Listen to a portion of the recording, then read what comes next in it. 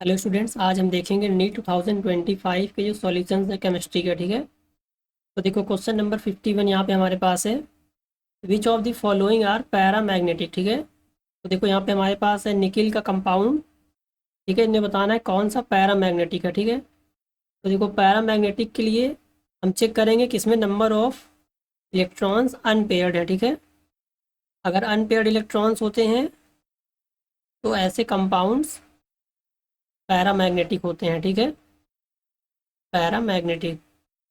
और अगर पेयर्ड होंगे इलेक्ट्रॉन्स, पेयर्ड इलेक्ट्रॉन्स हैं तो उसको बोलते हैं डायामैग्नेटिक। ठीक है, डायामैग्नेटिक। ठीक है, तो चलो हम लोग वन बाई वन चेक करेंगे। सबसे पहले NiCl4 में। ठीक है, तो निकिल का होता है 28 एटॉमिक नंबर, तो यहाँ से इलेक्ट्रॉनिक कॉन्फ़िगरेशन हो जाएगा 3D8 और 4s2। ठीक है, अब देखो यहाँ पे निकिल का जो ऑक्सीडेशन स्टेट है वो +2 है, तो Na+2 इज इक्वल्स टू हो जाएगा आर्गन और 3D8। ठीक है, तो देखो फर्स्ट वाले में क्लोरीन लिगैंड है, since Cl- is a weak ligand. ठीक है, Cl- एक वीक लिगैंड है, इसलिए यहाँ पे कोई भी पेयरिंग नहीं होगी। ठीक है, नो पेयरिंग ऑफ इलेक्ट्रॉन।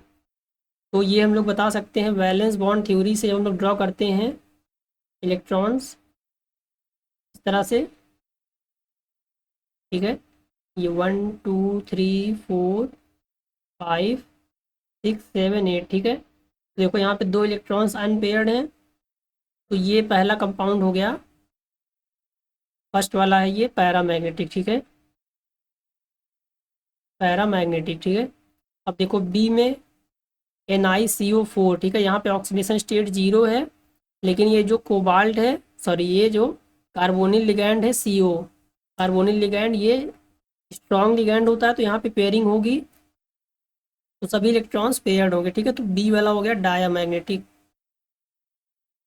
अब देखो सी में इसी तरह से ये Cl- लिगैंड ये स्ट्रॉन्ग लिगैंड होता है, यहाँ पे ऑक्सीडेशन स्टेट है +2, तो D8 होगा, तो ये भी होगा डायामैग्नेटिक। ठीक है, क्योंकि सभी इलेक्ट्रॉन्स पेयर्ड हैं, डायामैग्नेटिक। ठीक है, अब देखो डी में NiH2O6 2+, तो ये +2 ऑक्सीडेशन स्टेट है, H2O वीक लिगैंड होता है, तो पेयरिंग नहीं होगी, इसका मतलब कि अनपेयर्ड इलेक्ट्रॉन्स है, तो ये पैरामैग्नेटिक होगा। ठीक है, फिर देखो ई वाला, ई में क्या है PPH3 लिगैंड है, ये स्ट्रॉन्ग लिगैंड होता है, तो ये पेयरिंग होगी, यहाँ पे ऑक्सीडेशन स्टेट 0 है, तो यहाँ भी सभी इलेक्ट्रॉन्स पेयर्ड हैं, तो ये डायामैग्नेटिक। ठीक है, देखो पैरामैग्नेटिक है ए वाला और D, A and D only. ठीक है, करेक्ट ऑप्शन हो गया 3। समझ में आया। नेक्स्ट क्वेश्चन देखो हमारे पास है यहाँ पे, given below are two statements. ठीक है, statement 1, like nitrogen that can form ammonia, arsenic can form arsine. ठीक है, तो देखो ये कम स्ट्रक्चर स्टेटमेंट 1, यहाँ पे नाइट्रोजन फॉर्म करता है अमोनिया NH3, और आर्सेनिक फॉर्म करता है आर्साइन ArS3। ठीक है, जितने भी नाइट्रोजन फैमिली के हैं वो सब EH3 फॉर्म करते हैं। ठीक है, समझ में आया। तो ये आर्साइन, ये स्टेटमेंट 1 करेक्ट है। ठीक है, अब देखो statement 2, antimony can not form antimony penta oxide. ठीक है, पेंटो ऑक्साइड, तो देखो जितने भी नाइट्रोजन फैमिली के हैं वो सब E2O5 पेंटा ऑक्साइड फॉर्म करते हैं। ठीक है, तो N2O5 का फॉर्मेशन होता है। ठीक है, देखो ये NCERT में दिया हुआ है यहाँ पे, डाई नाइट्रोजन पेंटो ऑक्साइड। ठीक है, N2O5 +5 ऑक्सीडेशन स्टेट फॉर्म होता है HNO3 और P4O10 से, फॉस्फोरस पेंटोऑक्साइड इसको बोलते हैं, कलरलेस सॉलिड होता है, एसिडिक होता है। ठीक है, तो दूसरा स्टेटमेंट कैन नॉट फॉर्म लिखा है, तो ये इनकरेक्ट है। ठीक है, फॉर्म होता है, तो करेक्ट ऑप्शन हो गया third, statement 1 is correct but statement 2 is incorrect. समझ में आया। अब देखो नेक्स्ट क्वेश्चन हमारे पास है यहाँ पे, which of the following electronic configurations belong to main group elements. ठीक है, तो देखो मेन ग्रुप में आता है ग्रुप 1, 2 और पी ब्लॉक, ठीक है, मतलब एस ब्लॉक और P block, S block and P block को बोलते हैं मेन ग्रुप एलिमेंट्स, ठीक है। तो देखो सबसे पहले जो ए वाला है, यहाँ पे है नियोन 3s1, ठीक है, तो ये सोडियम का होता है इलेक्ट्रॉनिक कॉन्फ़िगरेशन।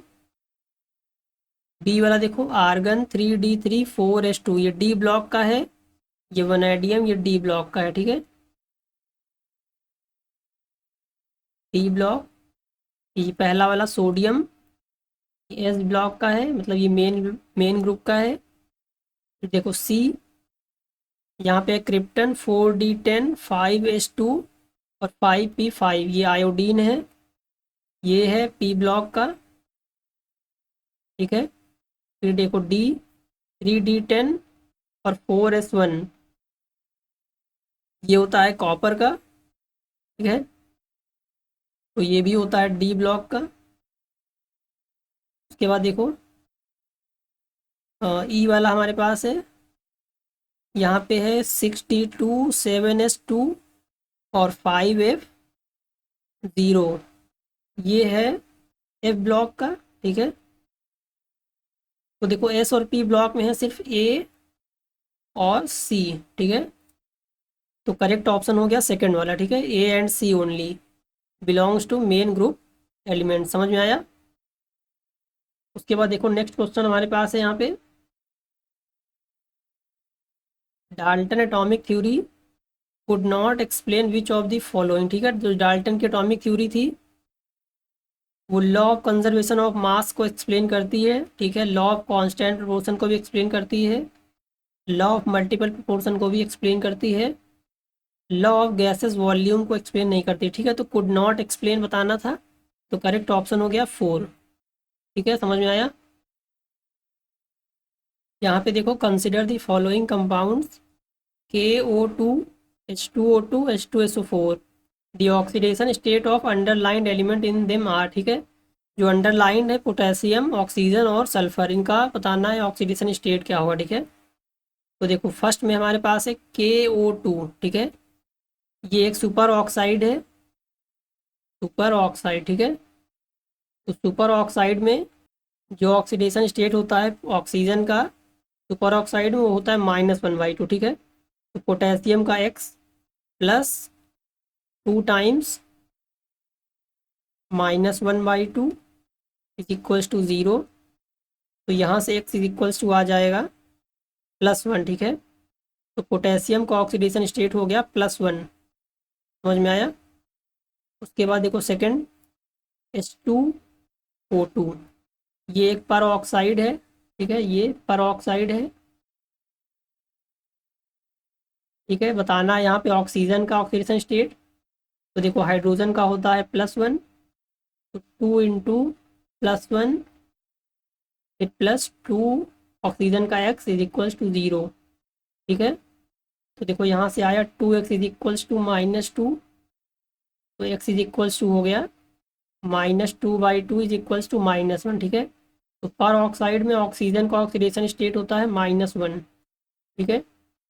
थर्ड वाला देखो यहाँ पे हमारे पास है H2SO4, H2SO4, ठीक है, यहाँ पे सल्फर का बताना है, तो हाइड्रोजन का हो गया 2 इंटू +1 प्लस सल्फर का x हो गया प्लस ऑक्सीजन का होता है -2, तो 4 इंटू -2 इज इक्वल्स टू 0, तो यहाँ से देखो आया 2 + x -8 इज इक्वल्स टू 0, तो x is equals to 8 - 2 is equals to +6, ठीक है, तो सल्फर का ऑक्सीडेशन स्टेट हो गया यहाँ पे +6, समझ में आया।